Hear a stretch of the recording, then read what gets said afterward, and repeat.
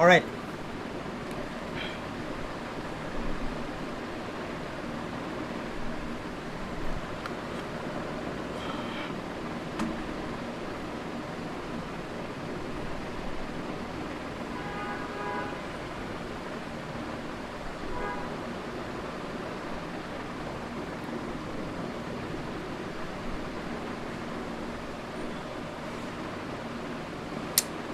Okay. What is up, guys and gals? Welcome to Tausify. My name is Tausif. So, tonight we have something really, really big. Okay? Why do I say this? Because tonight we're going to be reacting to an interview of the biggest voice when it comes to speaking up for Palestine. The biggest voice in support of the Palestinian people, and that's none other than Professor Norman Finkelstein. And tonight we are going to be live stream reacting to the full-length interview of Norman Finkelstein on Candace Owens' podcast. Okay, this is very because Candace Owens is a member of the Daily Wire, you know, the company that owns Ben Shapiro's channel, as well as Candace Owens and all of that, all the these right wing journalists and social media personalities. Yeah, Candace Owens is one of them, but the twist is, unlike all the other social media, all the other right-wing Daily Wire people, Candace Owens actually voiced his opinion when it comes to Israel-Palestine and what's happening in Gaza, and she actually favors Palestine, which, because, Ben Shapiro is the main man at the Daily Wire, but at the same time, you have Candace Owens, who's opposing, is showing her opposing views, and that kind of creates a rift in the Daily Wire,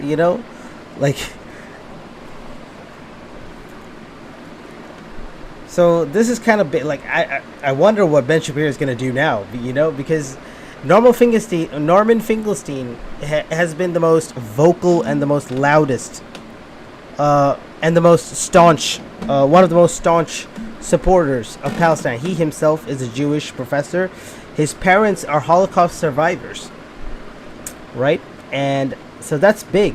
And he is a big pro-Palestinian voice. So this is something that we need to react to. So we're going to react to this tonight. And I feel like this is pretty important. So we're going to live stream react to the whole situation, and obviously I'm going to give my commentary throughout the entire thing. So yeah, I wanted to watch this this morning, but I waited the whole day just to get it into live stream so that I can watch it now. Alright, so without further ado, we're going to jump right into this podcast.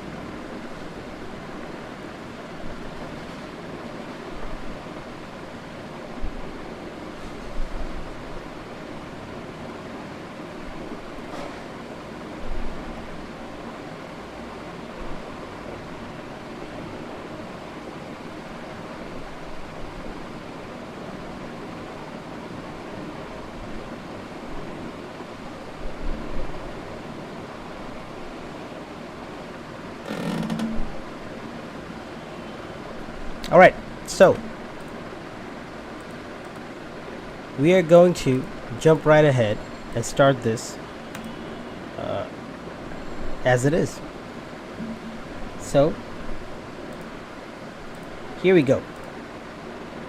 All right, ladies and gentlemen, wow, this is going to be the last episode before I go on maternity leave. You're going to miss me. I'm going to miss you. So she is, Candace Owens is actually pregnant, and she's about to, have her baby. So yeah, congrats and all the best to her for the upcoming So all the best for the baby, and yeah. So what are we going to get into? Well, I just wanted to kind of put a clean button on the issue of Israel versus Palestine. Last week, I was super honored to have Ami Kozak on the show. He's a wonderful comedian. Go follow him. He's amazing. He's pro-Israel. And I just wanted to hear his position clearly, and I was very happy with the response. Everybody that was commenting and saying that this is what there needs to be, just more civil conversation, less name-calling. And I think that he stated the pro-Israel position very well. I wanted to also yield some time on the show to what I would describe as the pro-Palestinian position by welcoming a Jewish guest, actually, similarly Jewish. His family, both of his parents, survived the Holocaust, and yet he does not support the state of Israel, which is really fascinating and confusing for some people. So why not dive into it? It's not confusing, actually, because actually a lot of the Holocaust scholars and Holocaust survivors actually condemn what's being done to the people of Gaza. A lot of them. And allow Norman Finkelstein to explain what he thinks and why he thinks it. That's what's coming up today on Candace Owens.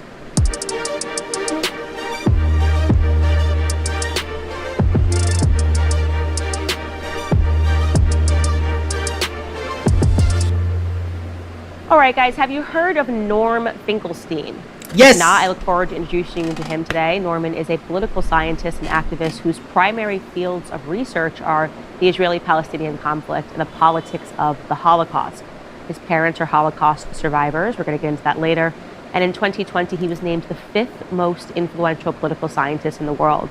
Today, he is joining us from Brooklyn, New York, to discuss the current Israeli-Palestinian conflict, which has been renewed, obviously, following the attacks on October 7th.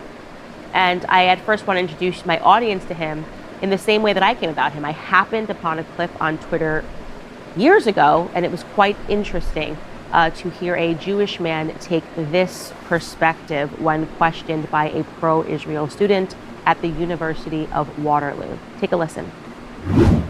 Go! Hi. The GOAT! Here's the GOAT, Norman Finkelstein! Yeah. During your speech, you made a lot of references to Jewish people as well as certain people in your audience, not Jewish people in general, but certain people, especially in your audience, to Nazis.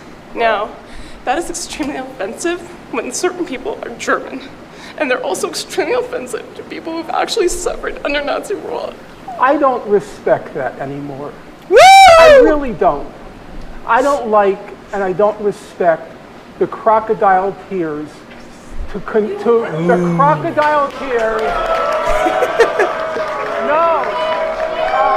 I'm so, folks, allow me to... Look at their faces, look at their reaction. Crocodile tears. Bro, look at the girl behind her. No. Look at that girl behind her. Look at this girl behind her. Look at that reaction. I'm so, folks, allow me to finish and allow me to finish. Listen, sir, allow me to finish. Sir, I don't like to play before an audience the Holocaust card. But since now I feel compelled to. My late father was in Auschwitz. My late mother, please shut up. Woo! My late father was in Auschwitz. My late mother was in Majdanek concentration camp. Every single member... Look at her face. She knows she's losing the argument, and she knows that she's like, the argument that she's presenting, oh, there's a Holocaust, and people are Jewish, and you're being mean to Jews. And then Norman Finkelstein coming at her, saying, my mother was in the concentration camp. My father was in a concentration camp. And she is like, oh no, he's completely demolishing my argument. Was in Majdanek concentration camp. Every single member of my family, on my father's side, the Jews did not take arms against the Germans. My late father was in Auschwitz concentration camp. My late mother was in Majdanek concentration camp. Every single member of my family on both sides was exterminated. both of my parents were in the Warsaw Ghetto Uprising. And it's precisely and exactly because of the lessons my parents taught me and my two siblings that I will not be silent when Israel commits its crimes against the Palestinians. And I consider nothing more despicable than to use their suffering and their martyrdom to try to justify the torture, the brutalization, the demolition of homes that Israel daily commits against the Palestinians. So I refuse any longer to be intimidated or browbeaten by the tears. If you had any heart in you, you would be crying for the Palestinians, not for what's being done. Norman, welcome to the show. Thank you so much for joining today. Well, thank you for having me. Yes. So it's a very powerful clip. It's a stunning clip. If you are somebody like me who has admitted to not knowing much about this conflict and suddenly being compelled to immediately pretend that you know everything about this conflict, I think the thing that is most interesting is to see these fractured perceptions of the conflict amongst the Jewish population in America. And I wanted to yield my time to the pro-Israel lobby. Last week I had a comedian, Ami Kozak, who was very fired up, talking about how Israel has a right to exist, Israel has a right to defend itself, and talking about his horror, just the pain that he experiences daily in not understanding why more people are not coming over to the pro-Israel side. So I just want to ask you to first and foremost unpack your bio a bit. I think it's great to have you here because you are an academic, and so people immediately kind of use the authoritative argument. You don't know what you're talking about. You're not educated about this. You are incredibly educated. And what brought you to, as a person who was raised by concentration camp survivors, to the pro-Palestinian side? Well, I don't want... You have to understand one thing. I know the three people who are watching my stream, I know that you guys have probably came here from my Facebook friend list. Say hi and talk, make some noise in the chat, of course. But I would like to point out that you guys are most probably from my Facebook friend list. The reason why, this is important, this man is so important, is because people find, when talking about Gaza, when talking about Palestine, when talking about what Israel is doing to the Palestinians, a lot of the people, they find this as an opportunity to be racist. They find this as an opportunity to be anti-Semitic, to be mean to the Jews, or say things like Hitler was right, being incredibly insensitive, racist, and anti-Semitic, and saying that, oh, the Jews, they deserve to be exterminated because look what they're doing to the Palestinians. At the same time, this man, a Jewish man, his father, his mother were in the concentration camp. His entire family was exterminated by Hitler and the Nazis. This son of the Holocaust surviving parents, his parents have lived through the horrors of the Holocaust and Hitler and the Nazis. And this man, this Jewish man, after coming to this point, is saying no. What Israel is doing is wrong. He is a person who understands the horror of ethnic cleansing, of Holocaust, and of genocide. And he understands that, and he has absolute hatred for that kind of behavior towards human beings. And that is the reason why he's against the Holocaust, he's against Hitler, he's against Nazis. His parents are literally Holocaust survivors. And that's exactly the reason why he's against Israel and what Israel is doing and what is happening to the Palestinians. He hates that. And that's why he speaks for the Palestinian people, despite being Jewish, despite his parents being Holocaust survivors. And I respect the heck out of that. I'm going to quibble over terminology, but sometimes if the terminology is wrong at the outset, then it confuses things moving forward. I'm not pro-Palestinian. I'm not pro-Israeli. I'm pro-truth, Yes. and I'm pro-justice. If the truth is on the Israeli side, I will support Israel. If justice is on the Israeli side, I'll support Israel. And the same thing goes for the Palestinians. I've spent the greater part of my adult life, you can say beginning 1982, so it's more than 4 decades, researching, studying the Israel-Palestine conflict. And it's my conclusion at the end of that research, but already early on, that the case that Israel makes for its crimes are in large part fabrications, misrepresentations, and distortions. And on the other hand, the Palestinian case is very strongly supported by the evidence.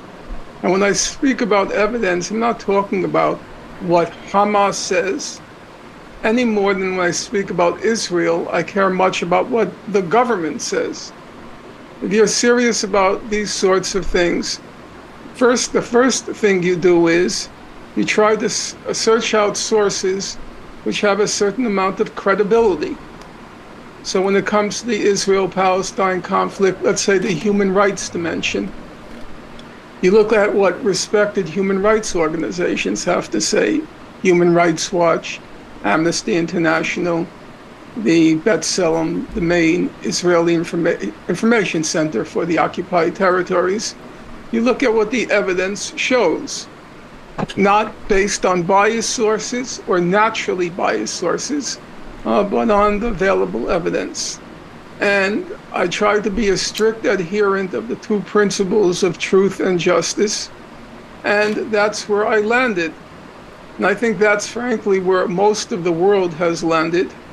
And it's also, incidentally, but not trivially, it's where a large part of the young Jewish population has landed. If you go to the demonstrations now, the ones that have garnered the headlines, say the one in Grand Central Station, was overwhelmingly Jewish. It was organized by Jewish organizations. Young people, mostly, but not entirely. The Statue of Liberty demonstration, again, it was Jewish young people who organized the demonstration. So this idea that it's somehow polarized ethnically is belied by the facts. Now, I will wholeheartedly admit that when I first started out, we were a handful of people, Jews, who opposed what Israel was doing.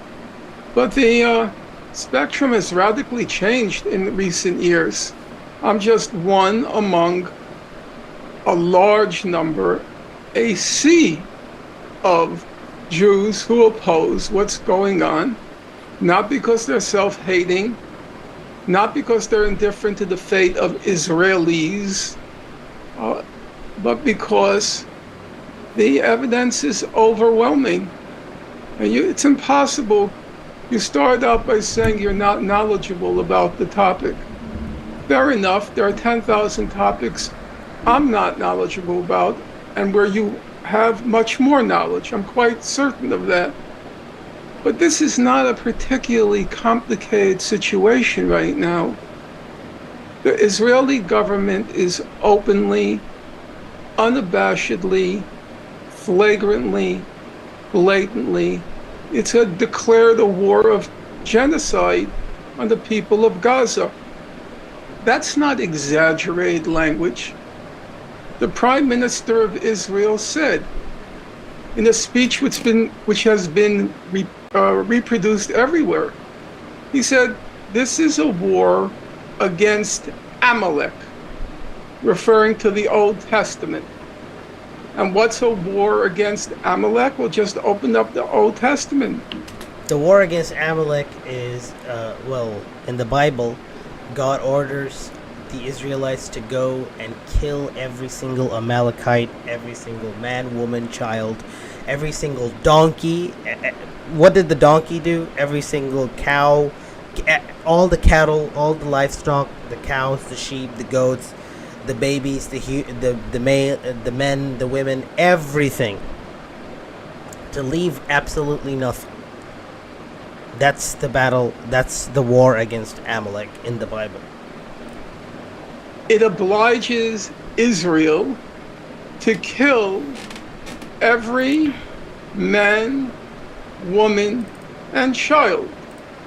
That's what it means to invoke a war against Amalek. Can there be any doubt? Now, I mean this seriously.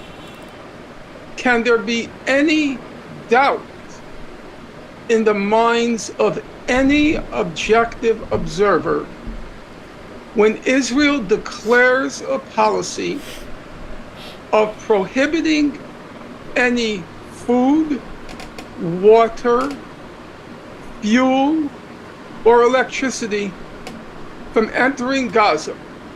If that's their declared policy. Now, I know that you're an expectant mother, so bear in mind what that means to you. Now, Ms. Owens. There are injured people who doctors are doing surgery on them without any anesthetics. There are mothers who are giving birth without any anesthetics, any painkillers, any pain relievers. There are like C-sections happening without anesthetics, like things that you cannot even fathom, the unfathomable pain when the child is taken out from the rubble, injured, and his body and their bodies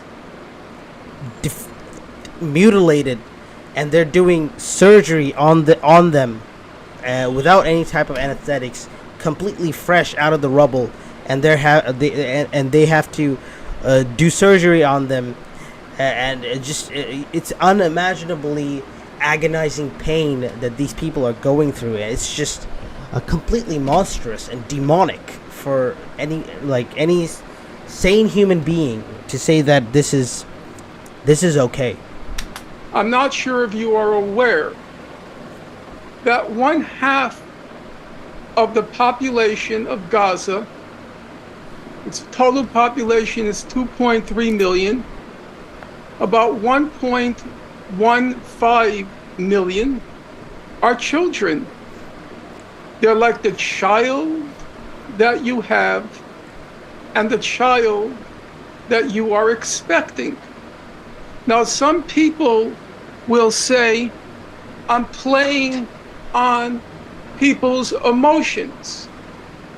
But I do not believe that you as a mother would say it's manipulative, it's demagogic for me to say it is not a complicated question when a country has a declared policy of denying a population food, water, fuel, electricity. That is not complicated. So I won't even allow for the option of saying, well, I'm ignorant, I don't know. Sorry, it doesn't require a lot of knowledge. And at the risk of offending some of your listeners, if you saw Jews being shoved into gas chambers, it would not require a lot more knowledge to know there's something awry here, something very egregiously, horribly wrong going on. Every hospital in Gaza now has been disabled. Every hospital has been disabled. You're an expectant mother. Do you really have doubts, questions, reservations, qualms about whether that is right?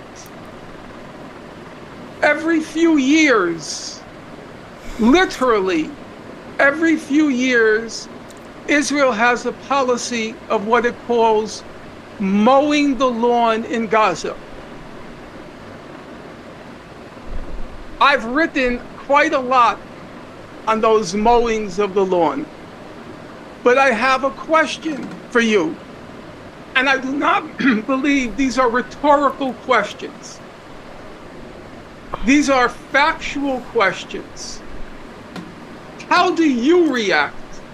You as a human being, as a woman, as a mother, how would you react to the usage of that phrase, mowing the lawn of a people, when 1.1 million of those people are children?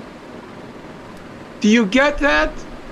Mowing the lawn of 1.15 million children. Now, that may be the first time you've heard that expression. It is. But I've heard it for years and years and years. And nobody even bats an eyelash at that expression, to mow the lawn in Gaza. In 2008, 2009, Operation Cast Lead, they mowed the lawn, killed 350 children. 2014, Operation Protective Edge, they mowed the lawn again, killed 550 children.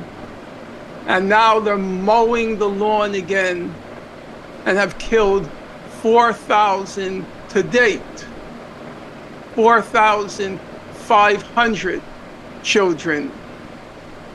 They make up these stories that we have to turn off the incubators in the hospitals because there's a Hamas command and control center in the...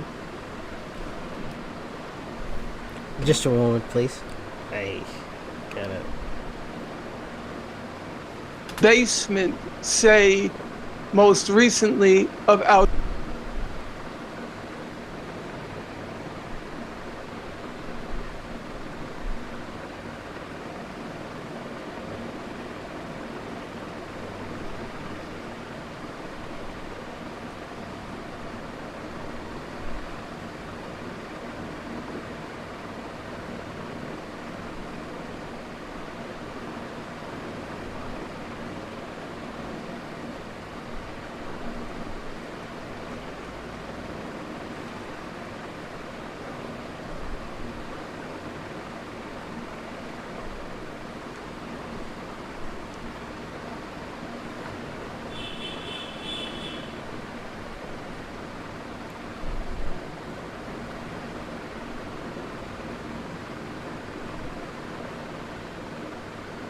All right, sorry. Shifa Hospital. And then the spokesperson for our U.S. Department of Defense. Are you watching, Bai? Are you watching? Did you hear what he just said?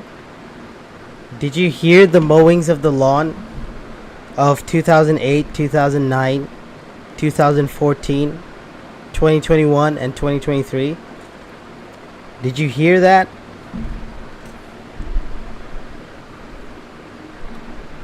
Hospital. And then the spokesperson,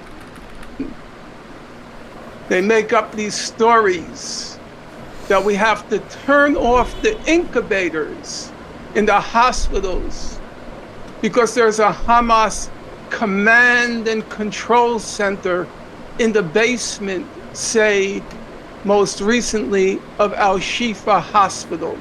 I'm using Irian webcam. IRIUN webcam. And then the spokesperson for our U.S. Department of Defense, John Kirby, he gives a news conference 3 days ago, and he says, we have intelligence information confirming that there is a Hamas command and control center. And that justifies, in the minds of the public opinion, then it's okay to deny fuel to the incubators. Imagine you, Candice, your child. Imagine you, Candice, your child is born prematurely and is put in an incubator where the fuel is cut off, and your child that you've been carrying for 9 months suffocates to death. Was there a Hamas command and control center in Gaza? Answer, no. Was Hamas's leadership in the basement of Al-Shifa Hospital? Answer, no. Were there... Even if there was a Hamas command center, that still doesn't justify. Like, if the terrorists kill 1,500 people and you kill 15,000 people, you're the terrorist. That's the art. Like, you're the terrorist. Like, if you're the good guys, then you would make sure that nobody gets killed. If you're the good guys and you're trying to kill the terrorists, rid the world from terrorism, why would you kill more people than the terrorists? Hostages? Answer, no. Were there hostages beneath Al-Shifa Hospital? Answer, no. Yes, there's actually one hostage found. I don't know. I saw an interview with Mahdi Hassan, with an Israeli government official, somebody who's like a advisor to Benjamin Netanyahu, and he admitted that there was one hostage, and the hostage was killed during the bombing of Al-Shifa Hospital. The hostage was killed by the Israeli airstrike. Let's get the lies and more lies and more lies and more lies, and attendant upon those non-stop lies are the cessation, the termination of life because of the lies, the termination of life of thousands of Palestinian children. Is that complicated? Does it require a PhD in Middle East studies to figure these things out?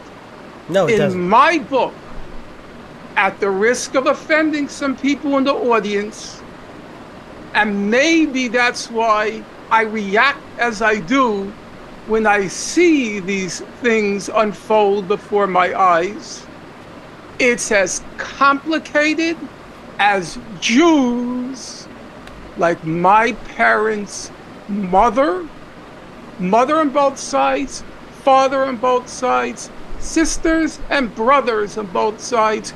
It's as complicated as my family, except for my mother and my father, being shoved into gas chambers.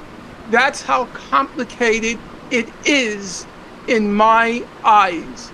That government in Israel, in cahoots with our own government, spread the lies about Hamas's command and control center to justify denying the fuel for the incubators. Now, I'll tell you something, Candice. I live in an apartment building. This is it. damn good interview. Oh my, this man, whenever Norman Finkelstein speaks, everyone just listens. Nobody makes a sound. Everybody just listens. And Norman Finkelstein, like, I'm getting chills and goosebumps just by listening to, like, his description of things, as well as him saying what his parents and his entire family went through. My God, this is, wow. I go into my elevator, and there will be a parent with the kids. And I look at the kids, and like an old man that I am, I say hello to the kids, smile to the kids. And all of a sudden, I get overcome with this sick feeling, because I look at the kid, and then I see those pictures from Gaza. Yep, that's exactly. He's explaining just like how I feel. Whenever nowadays, whenever I see kids, I think about Gaza. I think about the kids that like, it's so sick. He's exactly right. See those sick feeling, because I look at the kid, and then I see those pictures from Gaza. I see those incubators. With all due regard to your audience, sorry, not complicated. So I just want to say, in defense of my audience, they are very receptive to conversation. I have built this platform talking about different sides. I mean, I take a lot of contrarian positions, and I think my audience, I'm constantly covering, past CIA operations where the public was lied to.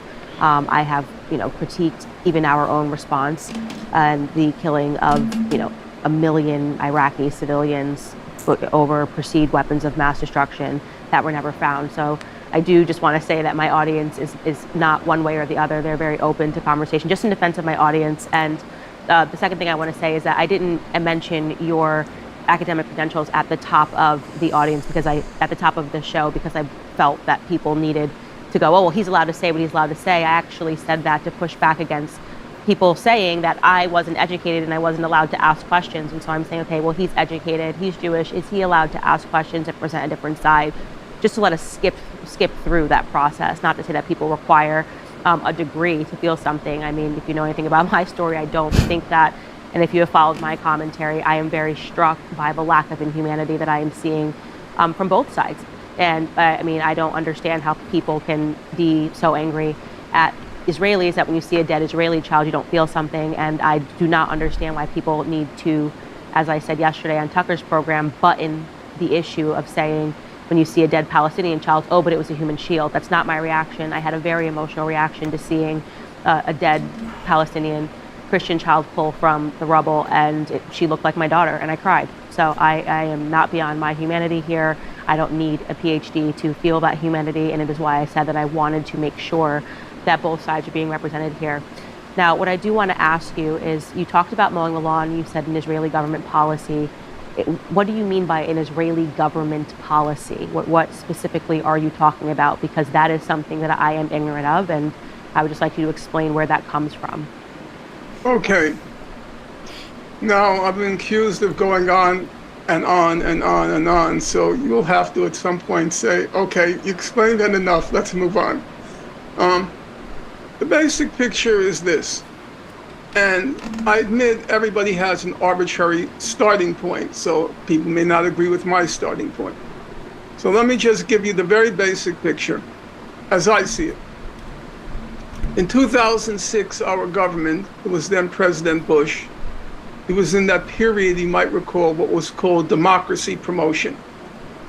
And one of the instances of democracy promotion was he told the Palestinians to hold an election in the West Bank and Gaza. They hold an election, Hamas wins the election. Okay? Hamas didn't want to participate, ended up being convinced to participate, put up a party, and it won the election.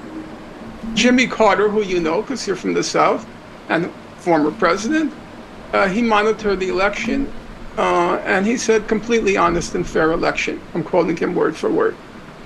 Hillary Clinton, she said later, the United States made a mistake because it didn't rig the election. That's what she said. The wrong party won. We made a mistake. We should have rigged the election. Hamas comes to power. What's the first thing the United States does? What is the first thing Israel does? They impose sanctions on Gaza. Brutal economic sanctions. First of all, before I get to those sanctions and rush to the present, your audience has to know, or should know, and would probably want to know, what is Gaza?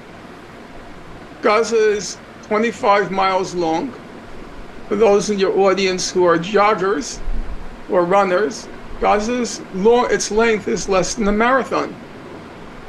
Its width is 5 miles. And even in my old age, I jog 5 miles every day. It's not a long distance. Gaza is 5 miles by 25 miles. Okay. It's among the most densely populated places on God's earth, more populated than Tokyo. 70% of the people of Gaza, 70%, are refugees. They were expelled from Israel in 1948, and they and their descendants ended up in Gaza. 50% are children. That's Gaza. Among the most densely populated places on God's earth, a tiny parcel of land overwhelmingly composed of refugees and their descendants and children. That's Gaza. So, a brutal blockade is imposed on Gaza in 2006. What does that blockade look like, or what does it mean? It means nobody can go into Gaza and nobody can leave Gaza, with the rarest of exceptions. What do you mean by that? Sorry, and I'm really sorry for being ignorant. You should ask. Yeah, you should so ask. Hamas because people don't understand that. Yeah, Hamas was voted into power in 2006 by the Gazans. The parliamentary elections, yes. Right. Correct. So if they are the government, what do you mean that despite this, Gazans can't leave or enter that territory? Candace, if you have the time, I appreciate the questions. Because if you don't know, then 95% of Americans don't know. And so we need to go through it. Israel controls the exit and the entry to Gaza. Israel controls the airspace. Israel controls the waterways. Israel controls everything, what goes in.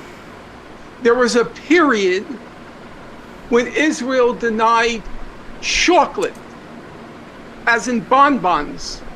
It's very serious, couldn't go into Gaza. Wouldn't allow baby chicks to go into Gaza. It wouldn't allow potato chips to go into Gaza. There was a period when Israel had an explicit policy of giving Gazans, it was calculated, a starvation plus diet.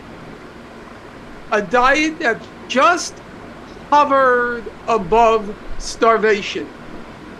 It controls everything in Gaza. There are people with severe medical conditions who want to go to better hospitals in, say, Jordan. They cannot leave.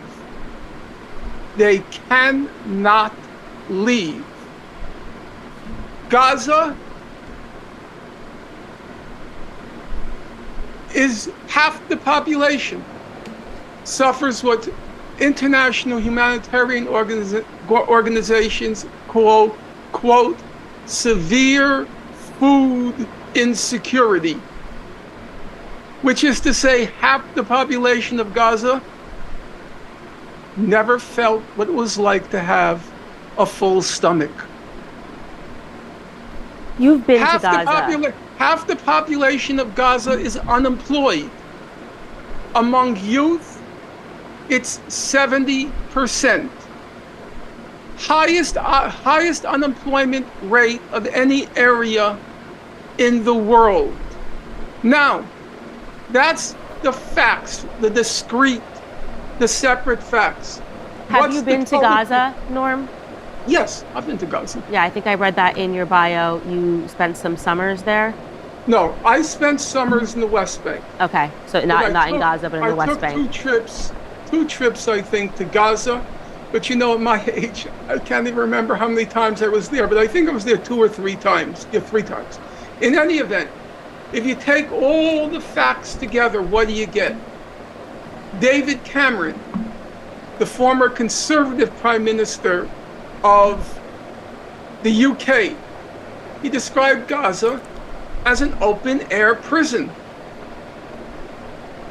One of the senior officials, I would like your audience to listen, plant it in your mind. One of Israel's senior security officials, Giora Eiland, E-I-L-A-N-D, still a very prominent figure in the Israeli security establishment. In 2004, before the blockade, he described Gaza as, quote, a huge concentration camp. That didn't come from some Hamas propaganda leaflet. That was and is a senior official in Israel's security establishment. In March 2004, he described Gaza as a huge concentration camp. Now, I want to bring it up to the present. Number one, it's not just a concentration camp. It's a killing field. Because every few years, as I've already said, Israel goes in and mows the lawn in Gaza. Kills, in Operation Cast Lead, 1,400 people. Operation Protective Edge, 2,200 people. And that's leaving aside a slew of other operations. So, what's the bottom line to bring us up to the present? The bottom line is, you know those young folks who crashed the gates of Gaza on October 7th? Those young men, probably down to the last, had been born into that concentration camp. All they had to do, those young men, for 20 years was to pace the perimeter of Gaza. No jobs, no food, no past, no present, no future. That's Gaza. Now, you might say, okay, he's trying to make an apology for those young men. I'm not going to make an apology. I'm stating the facts.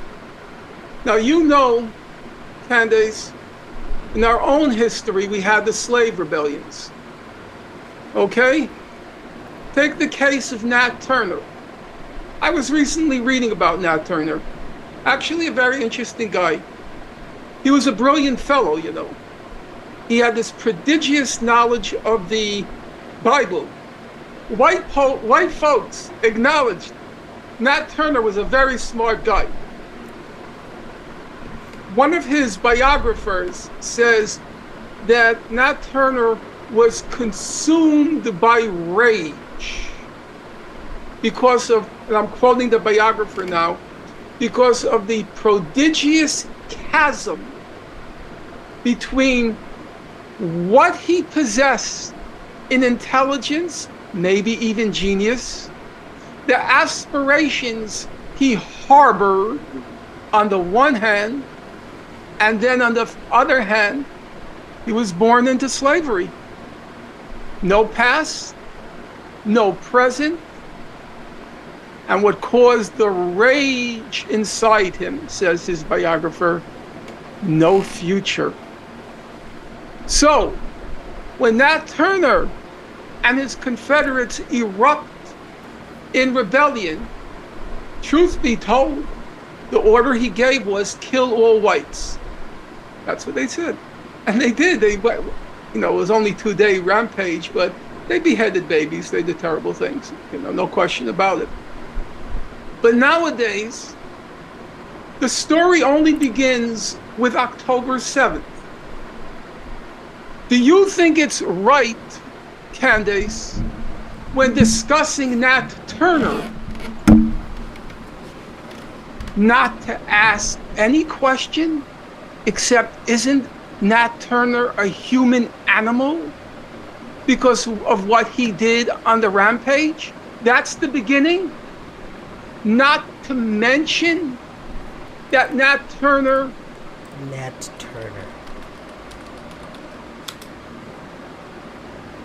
Yeah, he's the one who led the slave rebellion. So this guy.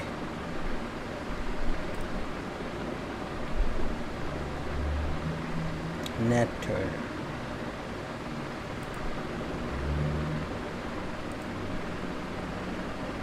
Is that his actual picture?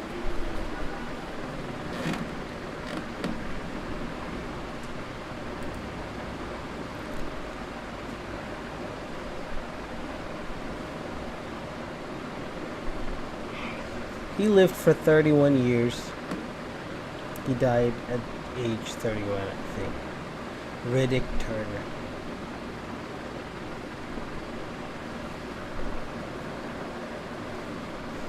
American preacher.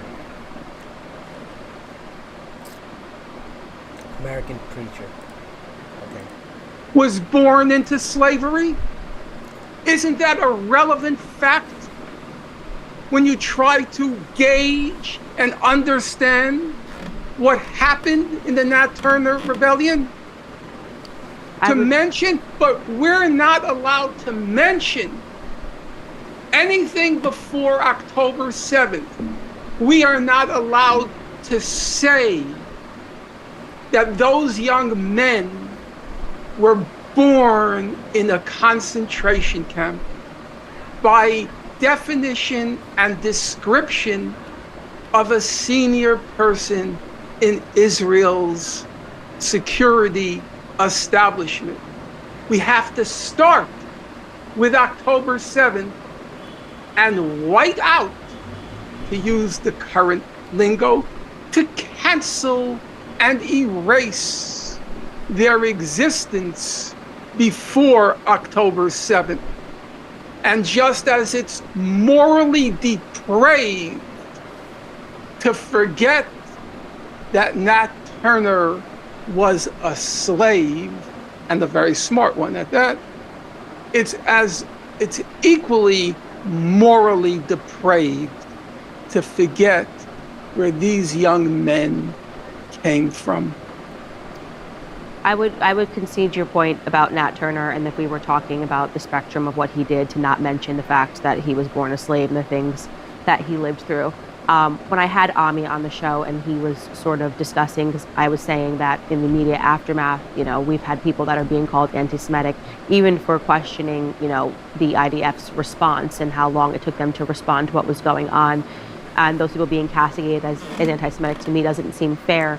But one thing that Ami did say, and I think that this also holds some credence, is when you find out that your family member just died or was beheaded, obviously you are in an emotional state. So in the first instinct, rather than understanding that people are in a period of grief, is to say, well, like the Harvard kids, this didn't happen in a vacuum.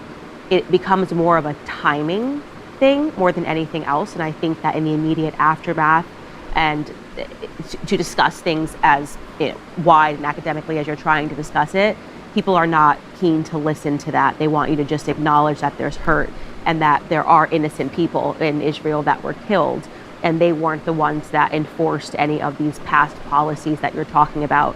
So I think that's fair. I totally think that's fair. And I have never said atrocities weren't committed. Right. By all evidence, atrocities were committed. Right. Were there beheadings? At this point, doubtful, but I won't say for certain. Were there rapes? At this point, doubtful, but I won't say for certain. Were there atrocities at this point? Yes.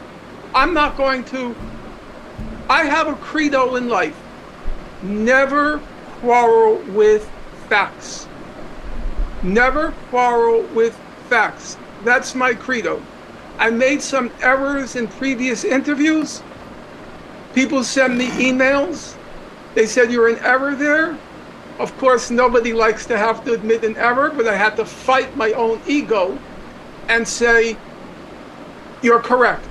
Thank you. I won't make that same error in the future. Yeah. So I'm not going to quarrel with the facts. So it goes back to that human element of the first thing that you say when somebody loses a relative, right? And sometimes the timing of, even like I said with the Palestinian children, they're like, well, Hamas, I'm like, that seems so inhumane to me that you are saying this is a human shield, not recognizing that someone is holding your child crying. And I think to the same, like I said, I want to give credence to the fact that totally immediately following it, when the first thing you say is, oh, well, I know that your Israeli child is missing or dead, but, let me humanize the people that did this to them. I think that gets a little like for some people, and then it kind of sparks this mass confusion, because in the same way that I have said that every single person that is showing up to a pro-Palestine protest or, is showing up and saying or calling for a ceasefire has been wrongly described as pro-genocidal, pro-Holocaust. I think it's actually sloppy to say that when you see that many protesters anywhere. I would also say that when we just saw this march in Washington, the pro-Israel protest, that whether you believe that these people are not educated or you believe that what's happening is wrong, the majority of those people that showed up, do you, and I'll ask the question to you, really believe that each and every one of those people that were in DC wants the Palestinians to be genocided? Or do you think that they believe that they are fighting for a just cause? Okay. Israel has made not one, not two, not 10, not 20, in its various leadership capacities, genocidal statements in the last 7 weeks. That's number one, okay? I have two friends, Yaniv Kogan and Jamie Stern-Weiner. They compiled this list of pages and pages of statements by the Israeli government the past 7 weeks, which are genocidal in content and in intent and in result. Number two, I have to ask you the question, and I'm willing to hear you out, okay? If you have a declared policy, no food, water, fuel, electricity, and part of the purpose of the ceasefire is to allow fuel to come in. If the people in Washington do not support the access of the people of Gaza, they oppose the access of people in Gaza to food, water, fuel, and electricity. How would you describe that policy? They're against the ceasefire. They're against the humanitarian pause. When Van Jones, yesterday at the rally, when Van Jones said he was for the ceasefire, or he said he was for, I don't think he didn't use the word ceasefire, but it was clearly implied he wanted some break in the hostilities. Preservation of civilian life, I think. Right. Something along those lines. He got booed down. He got booed down. So you're asking me a question about whether in each of their minds they fantasized about the extermination of every person in Gaza. To which I say I can't read their mind. What I can say is they attended a rally in Washington which supported the government's policy of denying food, electricity, fuel, and water to the people of Gaza.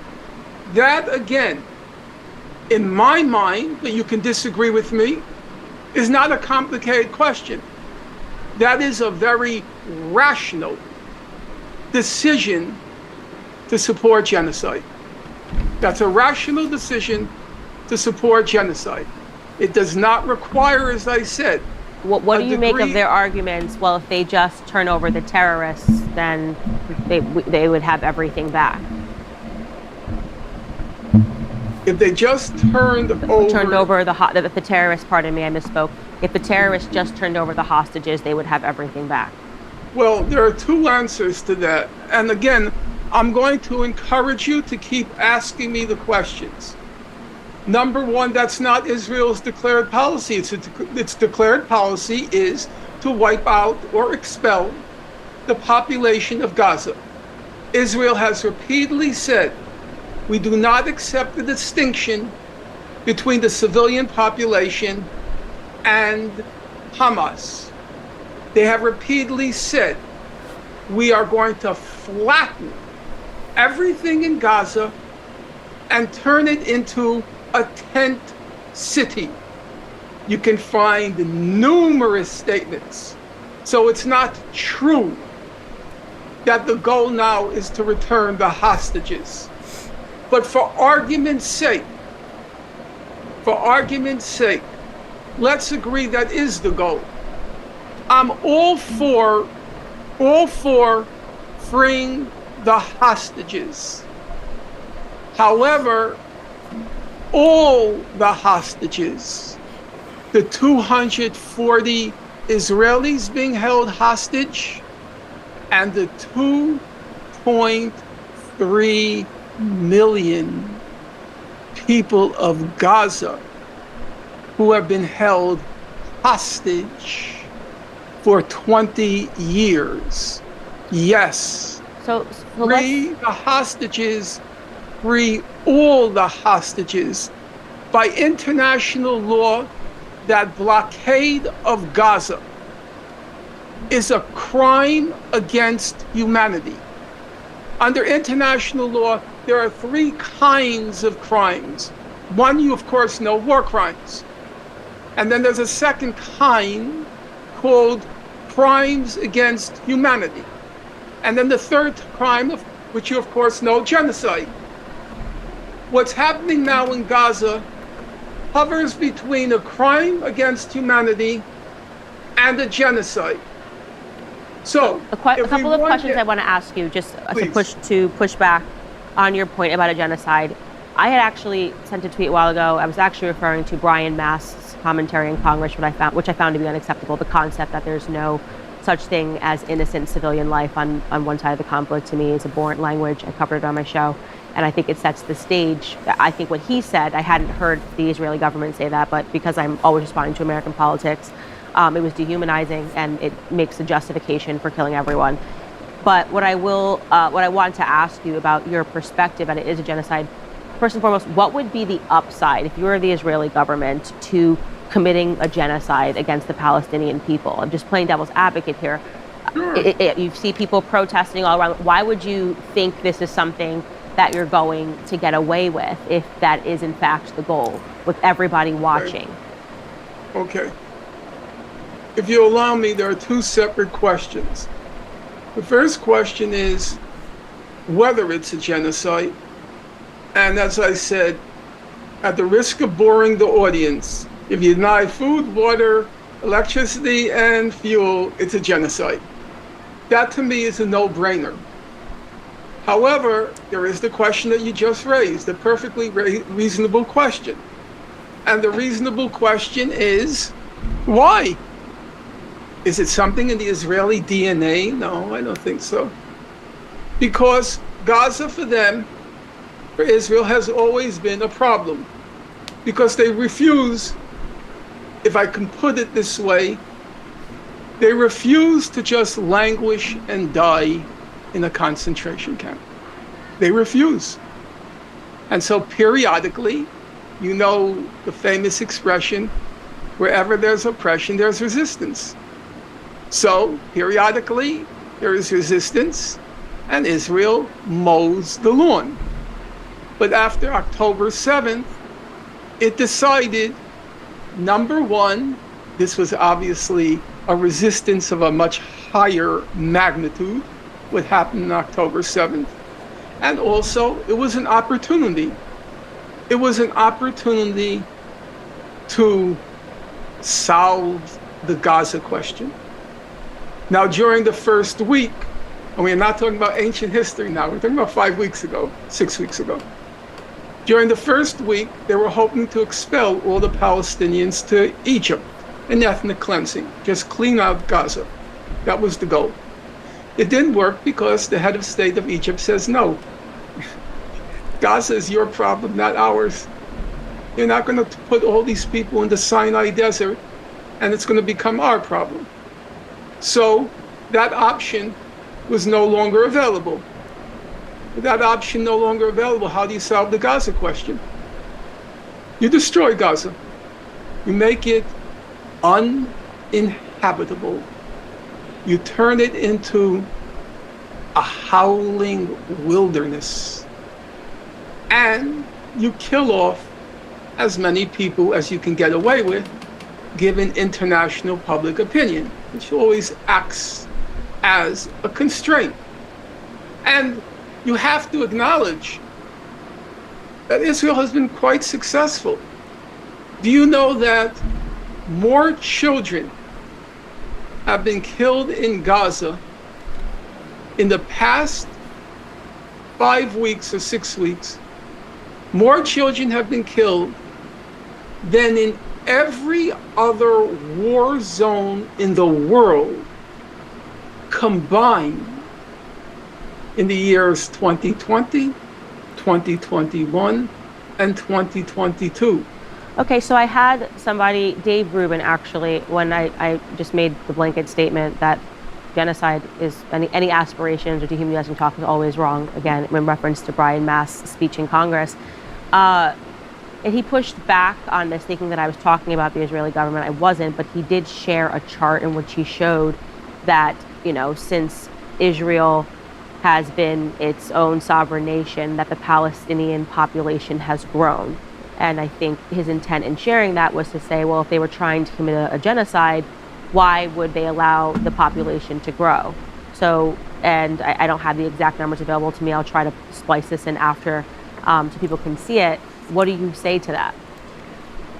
Israel's policy, as I said, it was a concentration camp, not unlike, for example, the Japanese during World War II. We called them internment camps. It was a concentration camp. As I said, Israel had a policy of a very controlled diet, a starvation plus diet. However, we have to acknowledge something seriously different happened after October 7th in terms of the avowed Israeli intention. Up until October 7th, the Israeli intention was to just keep these people confined in the concentration camp and leave them there to languish and die. But after October 7th, if you look at the avowed aims, it's clear that now they believe that they have a pretext, or at least they believed on October 7th. They now had a pretext and an opportunity because of the leeway given them by the European and American international community. They now had a pretext and an opportunity to solve the question altogether. And originally, it's true, they weren't aiming directly at a genocide, they were aiming at an ethnic cleansing. And they were very open about it. In fact, Benjamin Netanyahu and our Secretary of State, Blinken, were going around trying to forgive some of the loans to Egypt from like the International Monetary Fund, because Egypt's economy is in shambles, heavily in debt. Half of its national income goes towards servicing the debt. So Secretary of State Blinken, Benjamin Netanyahu, they were trying to tempt the Egyptian government. If you take in the Gazans, then we'll get your loans forgiven. It didn't work.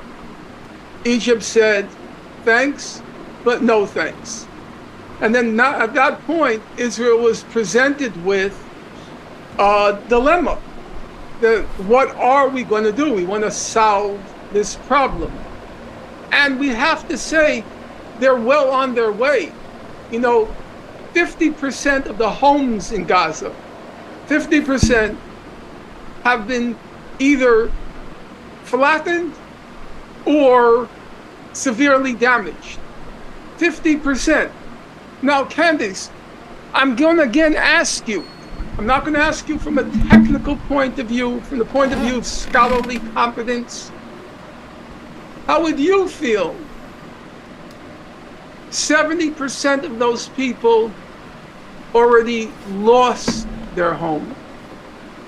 They lost it in 1948 when they were expelled from Israel. They and their descendants.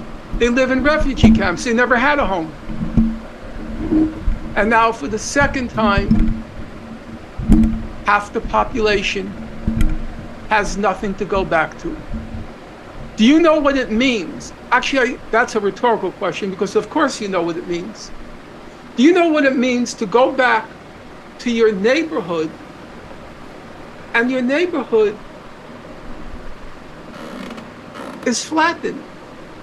You can't even figure out, where did I live? There's nothing there. There are entire neighborhoods, towns in northern Gaza. They have been annihilated. They've been vaporized. No, that's literally true. They've been vaporized. There's nothing to go back to. You can't even know where you were, where you lived. So Israel is, well on its way to achieving its goal. Whether it can? No, probably not. In my opinion, for what it's worth, the propaganda disaster with Al-Shifa Hospital the past couple of days is going to cause Israel a lot of problems, because now nobody's going to believe a single word it says. It was such a big story, the Hamas Command and Control Center in Al-Shifa Hospital, and it all turned out to be a farce. I knew it was a farce. I mean, I've studied it. If you go back and look at my tweets beginning 10 days ago, I said, this is all nonsense. There's no Hamas Command and Control Center in Al-Shifa Hospital. But now the lies have been exposed to the whole world. All those babies in those incubators died, suffocated because of the big lies. We were told we had to deny them fuel for the incubators because of that Hamas Command and Control Center. That's the reason that was given. That's why we denied the fuel for the incubators. A lie upon a lie upon a lie upon a lie. Do you know what my last book consists of? Chronicling across 450 pages the lies and lies and lies about Gaza. The only difference is, in the case, for example, of Nat Turner, if you had a conscience, you saw the system of slavery in your face every day. The degradation, the humiliation, the laceration. Every day you saw it in the streets. You saw it at the auction blocks. And that's why people like the abolitionists, the white abolitionists, people like Charles Sumner, Thaddeus Stevens, Wendell Phillips, William Lloyd Garrison, they said what Nat Turner did was horrible. I mean, no, not what he did was horrible. The results were horrible, but they wouldn't condemn Nat Turner because they understood, to use the expression, where he was coming from. But with Gaza, nobody can see it. It's all walled in. So unless you do what I do, I spent 40 years, my whole adult life, just poring over those human rights reports about what's been done to those.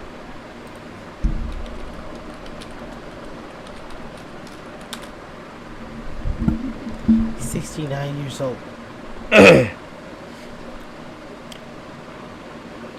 Yep, that's about.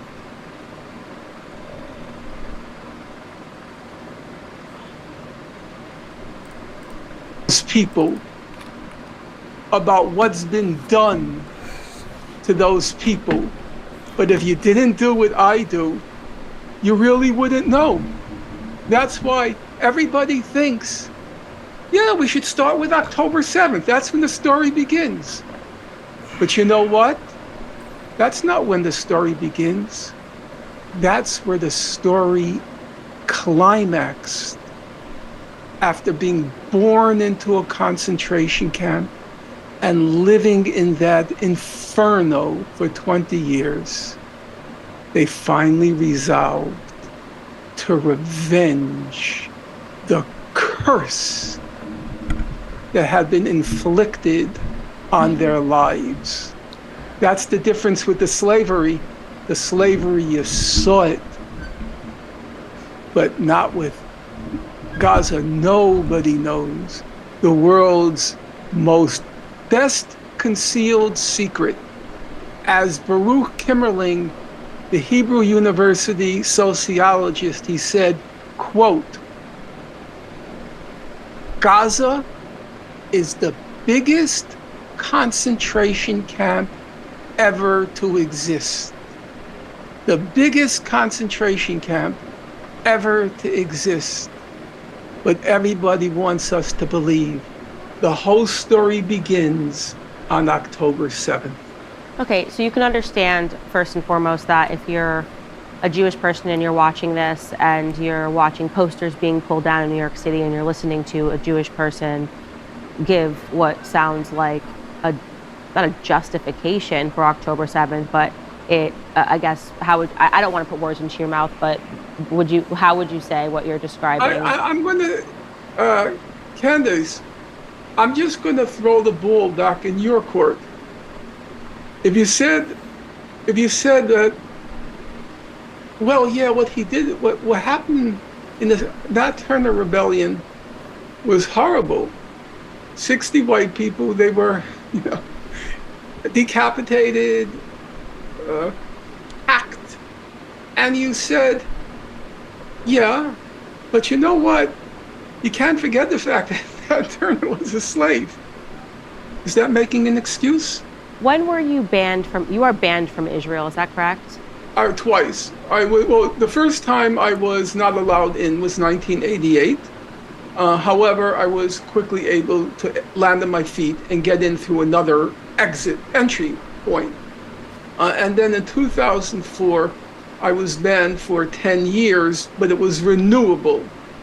And so I knew I would never get back in because the Israeli governments are moving more to the right, more to the right, more to the right.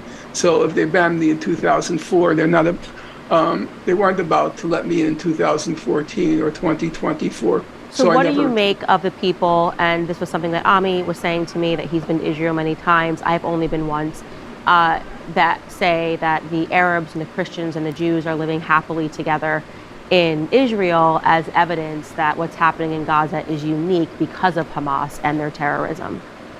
Well, as I said to you at the very outset, there are two ways to view the problem.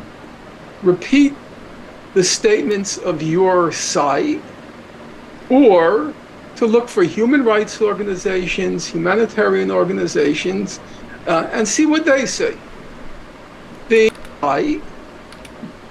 Repeat the statements of your side, or to look for human rights organizations, humanitarian organizations, and see what they say.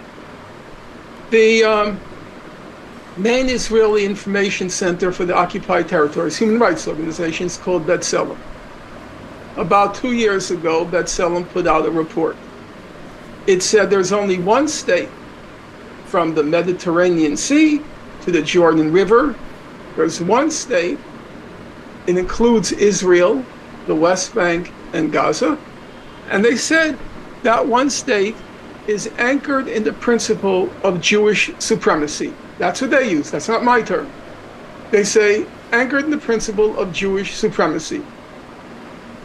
Another human rights organization, Amnesty International, it put out a report about 250 pages. And it said Israel is an apartheid state. That's Amnesty, not me. It's an apartheid state. So I'm going to ask you a simple question.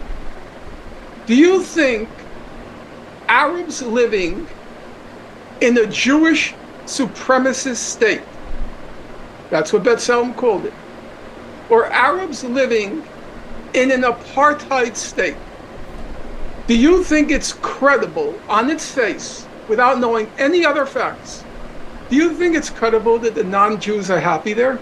Is that believable to you? Well, I was very honest with Ami when I had him on my show that when I went to Jerusalem, you could... Facts. Do you think it's credible that the non-Jews are happy there?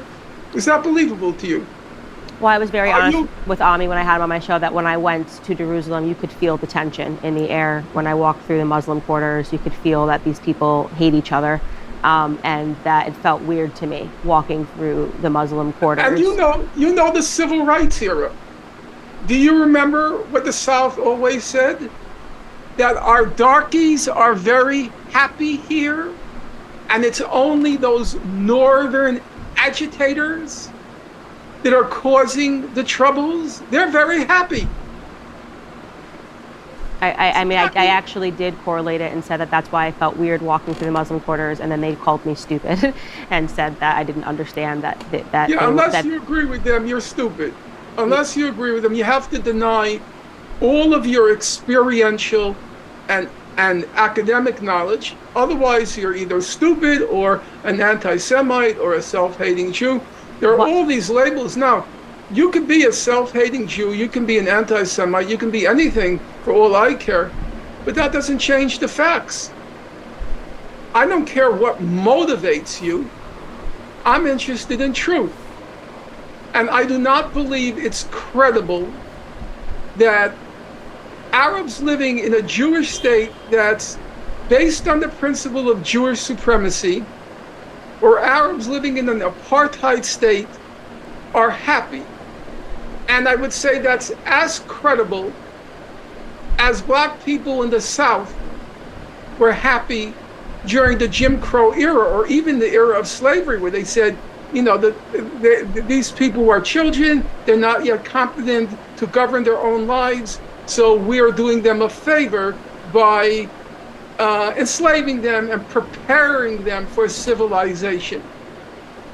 Is that credible? Is it credible that a slave would be happy in that condition? Is it credible that somebody living in a Jewish supremacist state would be happy? Is it credible that someone living in an apartheid state would be happy? That's not credible. So you, just really quickly, first off, why were you banned from Israel? Oh, they don't tell you.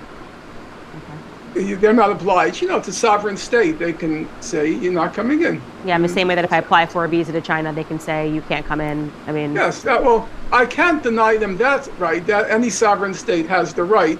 In this particular case, they didn't say so. As a final question to you, because I know that we're running up against time, do you deny that the Jewish people that there is an existential crisis facing Jewish people right now, and that they have a right to exist, that the Jewish state has to exist because of past discriminations against Jews being exiled throughout history? What is your take on that? Candace, I'm not flippant in my beliefs, and I have to weigh all the evidence. In response to that question, I would say I will answer it as my late mother answered it. She said, after what the Jews experienced during World War II, where nobody wanted them, it wasn't just a problem of the extermination itself. It was the fact that nobody else wanted the Jews. She was emphatic in her belief that the Jews needed some kind of homeland. On the other hand, it would be inconceivable to my parents, after what they endured, not just during World War II, but they up against time, there is an existential crisis that the Jewish state has to exist. What is your take on that?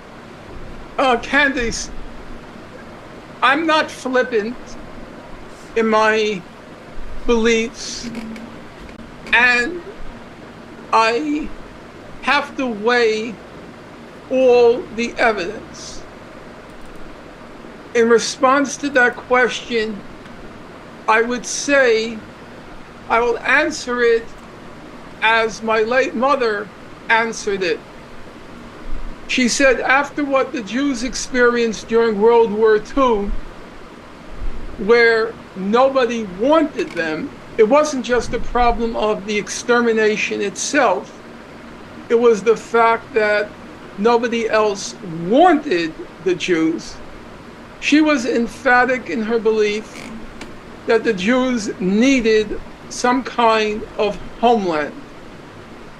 On the other hand, it would be inconceivable to my parents, after what they endured, not just during World War II, but before World War II, that they would justify a state that discriminated in all its aspects against a particular minority, which my parents were before the war, when they lived in Poland, where there was a formidable anti-Semitism.